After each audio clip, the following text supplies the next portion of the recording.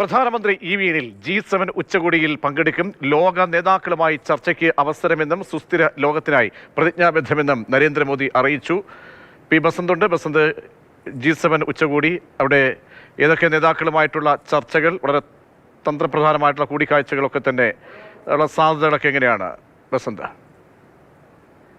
G7 ഉച്ചകോടിയുമായി ബന്ധപ്പെട്ട അനുബന്ധ പരിപാടിയിൽ പങ്കെടുക്കുന്നതിനാണ് പ്രധാനമന്ത്രി എത്തുന്നത്. കഴിഞ്ഞ 13 തവണയും ഇന്ത്യ G7 ഒരു പങ്കാളിയാണ്. അതായത് പ്രധാന രാജ്യങ്ങൾക്കൊപ്പം തന്നെ ഇന്ത്യയും ഈ ഉച്ചകോടിയിൽ പങ്കെടുക്കാറുണ്ട്.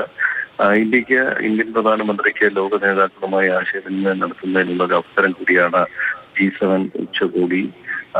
ബ്രിട്ടീഷ് പ്രൈം മിനിസ്റ്റർ, പ്രധാനമന്ത്രി കെയ്ർ സ്റ്റാർമർ, അതോടൊപ്പം തന്നെ UAE president Sheikh Mohammed bin Zayed Al Nahyan, Canadian പ്രധാനമന്ത്രി മാർക്ക് കാർണി എന്നിവരുമായി അദ്ദേഹം ഉഭയകക്ഷി ചർച്ചയും നടത്തുന്നുണ്ട്.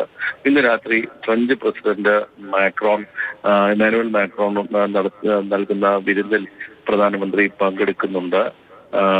ഫ്രാൻസിലെ ഇവിയനിലാണ് G7 ഉച്ചകോടി നടക്കുന്നത്. US പ്രസിഡന്റ് ഡൊണാൾഡ് ട്രംപ് അല്പസമയം മുമ്പ് അവിടെ എത്തിയിട്ടുണ്ട്. പശ്ചിമേഷ്യയുമായി ബന്ധപ്പെട്ട ഒരു പ്രധാന ചർച്ച ഇപ്പോൾ അവിടെ നടക്കുന്നുണ്ട്. ഖത്തർ എന്നിവരടക്കമുള്ളവർ, ഉക്രൈനിയൻ പ്രസിഡന്റ് തുടങ്ങിയവരൊക്കെ തന്നെ ഈ ചർച്ചയിൽ പങ്കെടുക്കുന്നുണ്ട്. ശരി ബസന്ത്.